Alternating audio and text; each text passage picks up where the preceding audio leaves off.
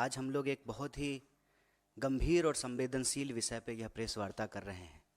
आप में से बहुत सारे साथियों को यह जानकारी मिली होगी कि रूस में 20 नौजवानों को, भारतीय नौजवानों को बंधक बना करके रखा गया है। बंधक क्यों बना करके रखा गया है? क्योंकि हमारे देश में युवाओं के लिए मृतकाल चल रहा है। देश में तो नौजवानों के लिए मृतकाल चल ही रहा था। जिन नौजवानों को रोजगार नहीं मिल रहा है, अब विदेशों में भी भारतीय नौजवानों के लिए मृतकाल शुरू हो गया है। रोजगार के बड़े बड़े दावे किए गए। सरकार ने कहा कि हम हर साल 2 करोड़ नौकरी देंगे। अगर हर साल देश में 2 करोड़ नौकरी दी जाती तो शायद ये स्थिति पैदा नहीं होती। आप जानते हैं कि रूस के पास परमानेंट आर्मी नहीं है, ठेके पर आर्मी है।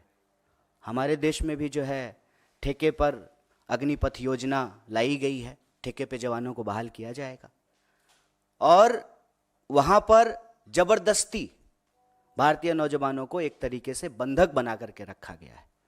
उसमें से सिविलियन वर्क में गुजरात का एक नौजवान, नोट कीजिएगा, गुजरात मॉडल, गुजरात का एक नौजवान, उसकी दुखद मौत हो गई है। और इस संवेदनशील विषय पर चारों तरफ चुप्पी है।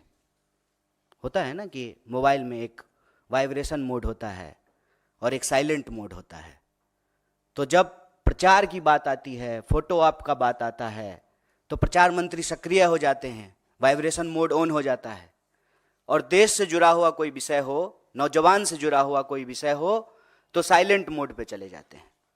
ये कितनी गंभीर विषय है कि देश में अगर देश के नौजवान अपने देश के लिए शहादत दे रहे हैं, जान दे रहे हैं, तो यह बात समझ में आती है कि यह देशभक्ति है। राष्ट्र के लिए जो है आप अपनी जान दे रहे हैं। दूसरे देश की लड़ाई में, दूसरे देश के वार में भारतीय नौजवानों को क्यों जाना पड़ रहा है? इसका एक सीधा संबंध ये है कि हमारे देश में जो नौजवानों के भविष्य के साथ खिलवाड़ किया जा रहा है, जिस तरह से बेरोजगारी का दंश उनको झेलना पड़ रहा है। और आप सब जानते हैं कि पिछले 10 साल में बेरोजगारी दर लगभग दोगुनी हो गई है। 45 साल में देश के इतिहास में इतनी बेरोजगारी कभी नहीं थी। लाखों पद केंद्रीय विभागों में खाली हैं और सरकारी जो क्षेत्र हैं, राज्य सरकार के अधीन जो आते हैं, उसकी तो हालत आप सब देख ही रहे हैं कि क्या हो रहा है। जब हमारी भारत जोड़ो न्याय यात्रा उत्तर प्रदेश से गुजर रही थी, तो इलाहाबाद विश्वविद्यालय का एक नौजवान आया और कहा, भैया जितना इस देश में लव लेटर लीक नहीं होता है, उससे ज़्यादा उत्तर प्रदेश में क्वेश्चन पेपर लीक हो जाता है। मतलब नौजवानों की स्थिति ये है कि एक तरफ या तो भर्ती नहीं की जाती है, भर्ती की प्रक्रिया शुरू होती है तो प्रश्न पत्र लीक हो जाता है और पूरी की पूरी प्रक्रिया जो है वो न्यायालय के अधीन चली जाती है। और आप भर्ती की प्रक्रिया और उसमें होने वाले प्रश्न पत्र की तो अलग बात है। अभी आज आप लोगों ने देखा होगा कि उत्तर प्रदेश में बोर्ड के पेपर भी लीक हो गए हैं। ये जो देश के नौजवानों के साथ इतना बड़ा अत्याचार हो रहा है, और मैं आप सब लोगों से एक आंकड़ा साझा करना चाहता हूं। अभी से कुछ महीने पहले ही 1 घंटे से कम समय में 1 नौजवान आत्महत्या कर रहे थे देश में। अभी का आंकड़ा यह है कि 1 घंटे से कम समय में 2 नौजवान आत्महत्या कर रहे हैं। मतलब देश में रोजगार नहीं मिलेगा तो देश में आत्महत्या करने की स्थिति है।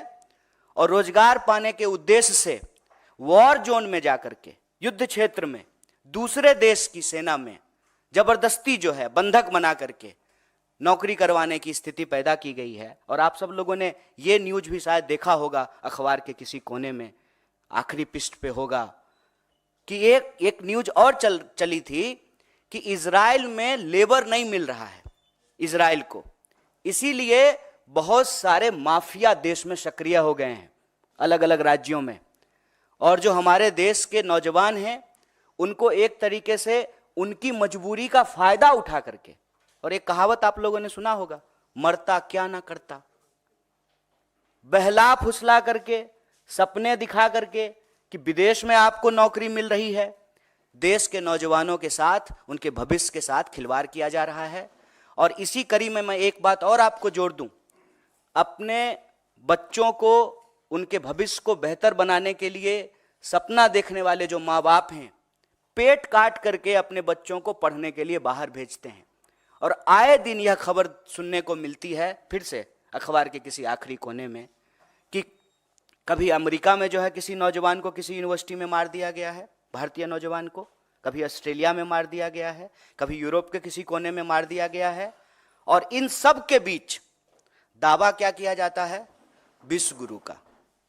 विश्व गुरु नहीं है गुरु, आप पक्का से ना विश्व गुरु हैं, और आप इस देश के नौजवानों के भविष्य में जहर घोल रहे हैं। और जिस तरह से देश में और विदेश में भारतीय नौजवानों की जान ली जा रही है, यह अपने आप में बहुत दुखद, चिंताजनक और संवेदनशील बात है।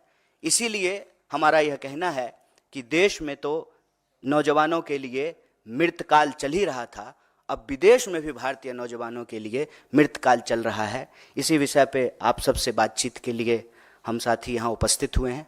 आप सब लोगों ने धैर्यपूर्वक अपनी बात सुनी, बहुत बहुत धन्यवाद। और इस संबंध में जो भी आपके प्रश्न होंगे उसका हम यथासंभव उत्तर देने का प्रयास करेंगे। बहुत बहुत धन्यवाद।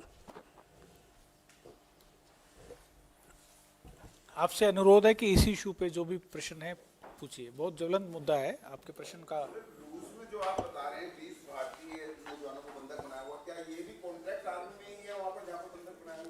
इसमें थोड़ा सा विस्तार से बताओ। देखिए, इसको हम लोग, इसके दो पहलू हैं। पहला तो कोई अपना घर बार छोड़ करके कहीं और काम करने के लिए क्यों जाता है, जब आपको अपने घर बार में रोजगार नहीं मिलता है। जैसे मैं बिहार से हूँ सर, हम लोगों को पढ़ने के लिए, इलाज कराने के लिए, हनीमून मनाने के लिए, काम करने के लिए, हर चीज़ के लिए बाहर जाना पड़ता है। क्यों? क्योंकि हमारे राज्य में अवसर नहीं है। ये सच बात है, वरना अपना घर बार छोड़ करके क्यों आएगा कोई?